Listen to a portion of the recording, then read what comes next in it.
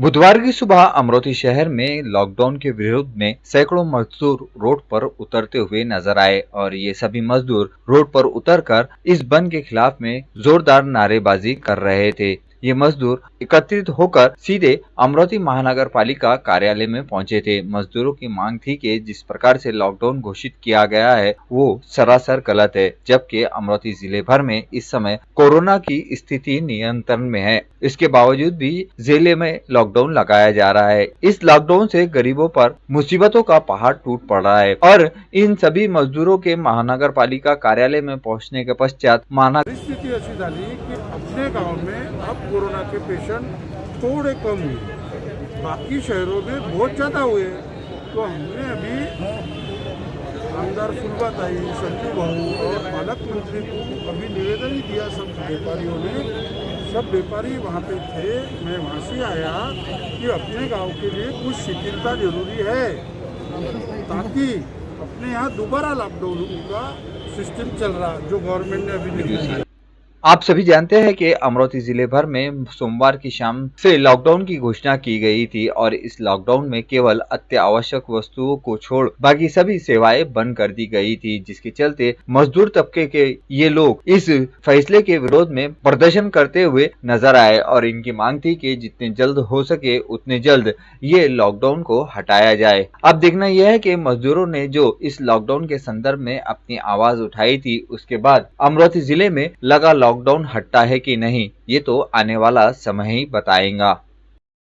बुधवार की दोपहर पेल फाउंडेशन की संस्थापक अध्यक्ष डॉक्टर अलबीना फिरोज खान सहित फाउंडेशन के कार्यकर्ताओं ने मनपा आयुक्त प्रशांत रोड़े से मुलाकात कर उन्हें एक निवेदन सौंपा। इस निवेदन में बडनेरा अमरोती मुख्य रोड पर साहिल लॉन के पीछे 6.25 एकड़ जमीन जो कि आरक्षित बागीचा या पार्क के लिए महानगर पालिका द्वारा रखी गई थी, वो अब तक जस के तस पड़ी है। जिस प्रकार से यूनिवर्सिटी क्षेत्र का विकास हो रहा है और यूनिवर्सिटी क्षेत्र में आबादी बढ़ रही है, उसको देखते हुए क्षेत्रवासियों के लिए अब तक यूनिवर्सिटी में एक भी बागीचा या अच्छा पार्क नहीं बना है और क्षेत्र के सैकड़ों बुजुर्ग, महिलाएं एवं युवा सुबह के समय घूमने फिरने के लिए मुख्य रोड परिसर पर नजर आते हैं, जिससे भविष्य में कभी बड़ी दुर्घटनाएं भी घटित हो सकती है। इस सभी बातों को ध्यान में रखकर संस्थापक अध्यक्ष डॉक्टर अलबीना हक फिरोज खान ने मनपा आयुक्त प्रशांत रोड़े को निवेदन सौंपा और इस निवेदन में इस बात की मांग की गई कि महानगर पालिका के अधीन आने वाली 6.25 एकड़ इस जमीन पर जल्द से जल्द एक अच्छा बागीचा स्थापित किया जाए, जिसके चलते इस बागीचे में यूनिवर्सिटी के समस्त क्षेत्रवासी आकर अपना समय बिता सकेंगे। 6.25 एकड़ की ये भूमि अभी भी जस के तस पड़ी है। इस जगह पर केवल पेड़ लगे हुए हैं और जगह की वॉल फेंसिंग करके इसे छोड़ दिया गया है। इन सब बातों को ध्यान में रखकर पेल फाउंडेशन ने तुरंत ही कदम उठाया। वैसे भी यूनिवर्सिटी की किसी भी समस्या के संदर्भ में एकमात्र पेल फाउंडेशन ही है जो जन समुदाय के लिए समय समय पर आवाज उठाती है। पेल फाउंडेशन के इस निवेदन पर विचार करते हुए मनपा आयुक्त प्रशांत रोड़े ने सभी को आश्वस्त किया कि वो जल्द से जल्द इस संदर्भ में अधिकारियों से चर्चा कर बागीचा के लिए प्रस्ताव के संबंध में सुझाव मांगेंगे। निवेदन देते समय पेल फाउंडेशन की संस्थापक अध्यक्ष डॉक्टर अलबीना फिरोज खान, हाजी रहमत शाह, राजिक पटेल, शेख यूसुफ, सुफियान खान आदि फाउंडेशन के सभासद उपस्थित थे और यूनिवर्सिटी की इस समस्या के संदर्भ में आइए बात करते हैं पेल फाउंडेशन की संस्थापक अध्यक्ष डॉक्टर अलबीना फिरोज खान से।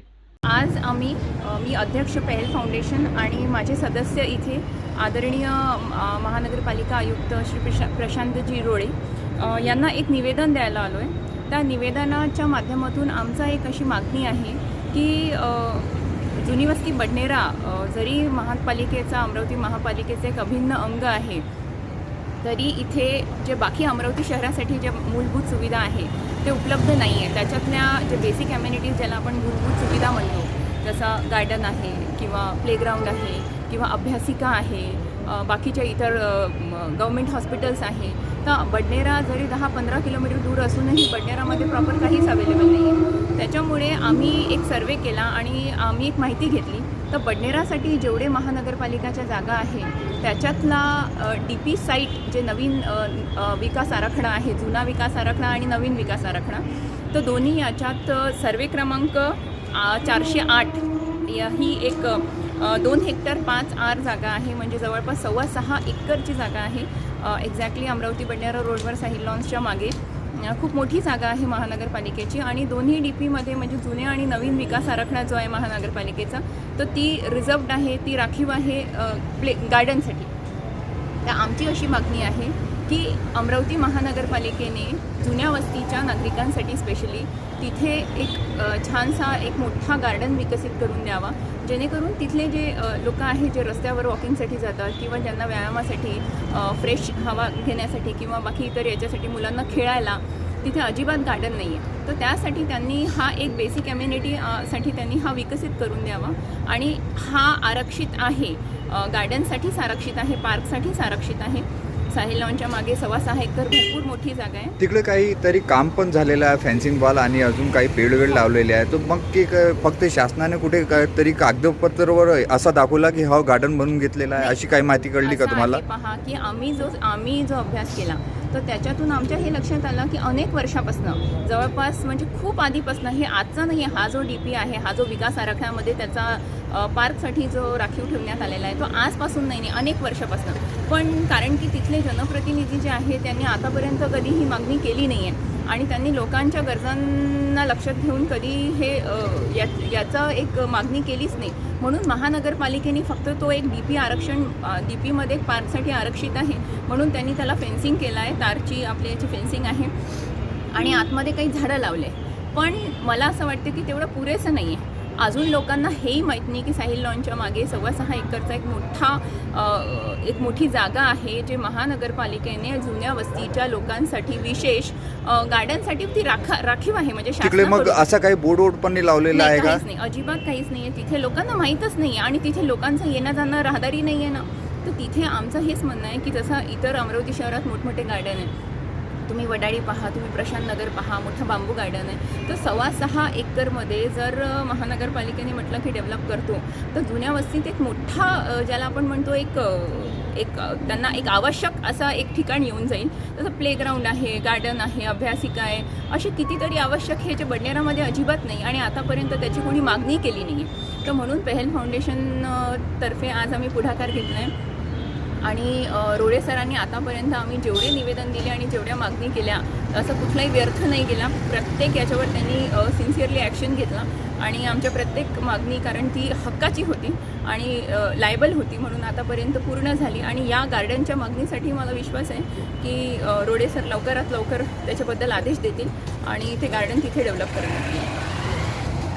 राष्ट्रवादी कांग्रेस पार्टी के अल्पसंख्यक विभाग के अमरावती शहर अध्यक्ष वहीद खान ने अमरावती मुस्लिम बहुल क्षेत्र वासियों की सबसे गंभीर समस्या जिस पानी की समस्या कहते हैं, उस संदर्भ में बुधवार की सुबह माजीप्रा के कार्यकारी अभियंता से मुलाकात की और इस संबंध में उन्हें एक निवेदन सौंपा। आपको बता दें कि अमरावती मुस्लिम बहुल क्षेत्र के अधिकांश क्षेत्रों में अब तक पानी की समस्या का समाधान नहीं निकल पाया है। बीते कई वर्षों से कुछ क्षेत्र में जहां पाइपलाइन डली है तो वहां पानी का समय 3 बजे का होता है, लेकिन शाम 5 बजे तक भी पानी नहीं आता है। इतना ही नहीं तो कुछ क्षेत्र तो ऐसे है जहां अब तक पानी के पाइपलाइन की लाइन ही नहीं पहुंच पाई है। जबकि इस संबंध में समस्त क्षेत्रवासियों ने कितने बार क्षेत्र के माजीप्रा के अधिकारियों से मुलाकात कर उन्हें पानी की समस्या के संदर्भ में अवगत कराया, लेकिन इतना सब कुछ होने के बावजूद भी अब तक अमरावती मुस्लिम बहुल क्षेत्र के अधिकांश क्षेत्रों में पानी की समस्या का समाधान नहीं निकल पाया है। समस्त क्षेत्रवासियों ने तुरंत ही इस समस्या के संदर्भ में वहीद खान से मुलाकात कर उन्हें इस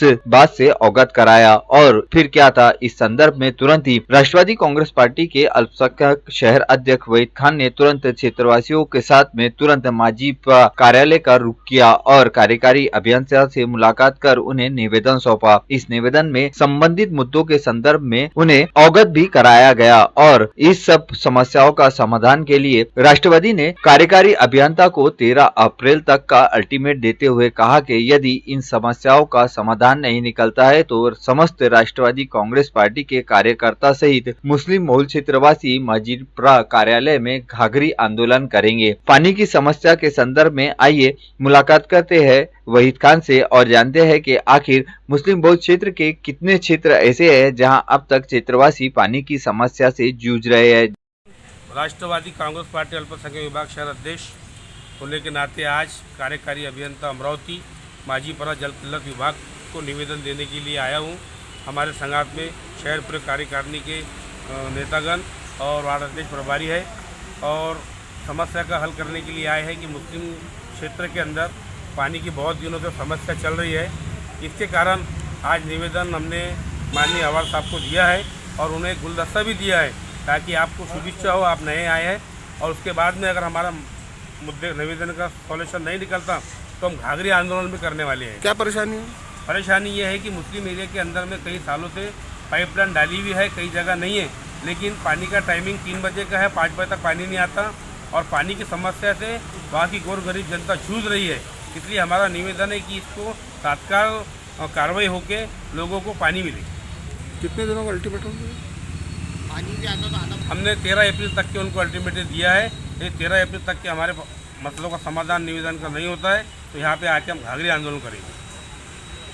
तो अंसार नगर है, रतनगंज है, खुर्शीदपुरा है, गौलीपुरा है, सौदागरपुरा है, चांदनी चौक है, जंगू बस्ती है, जनता कॉलोनी है, गुलिस्ता नगर है, यास्मीन नगर है, अकबर नगर है, महबूब नगर है, सोफियान नगर है, वाहिद नगर है, डीएड कॉलेज, नूर नगर है, राहुल नगर है, बिच्छू टेकड़ी है, इकबाल कॉलोनी है, हैदरपुरा है, हनुमान नगर है, रोशन नगर है, रहमत नगर है, सादिया नगर है, अलीम नगर है, ताज नगर है, सोफियान नंबर 2, अवैस नगर है, अरफात नगर कॉलोनी है, असीम कॉलोनी है, जाहिद नगर है, बिस्मिल्ला नगर है, उस्मान नगर है, लाल खड़ी है। वो इधर बहुत सी जगह मुस्लिम क्षेत्र के अंदर है जो पानी की समस्या का हल हो नहीं रहा बहुत दिनों से। वो इसलिए दिया कि रमज़ान का पवित्र महीना लग रहा है, सभी लोग इबादत में मशगूल रहने वाले हैं, उससे पहले समाधान हो जाए तो लोगों को पानी की किल्लत का सामना ना करना पड़े।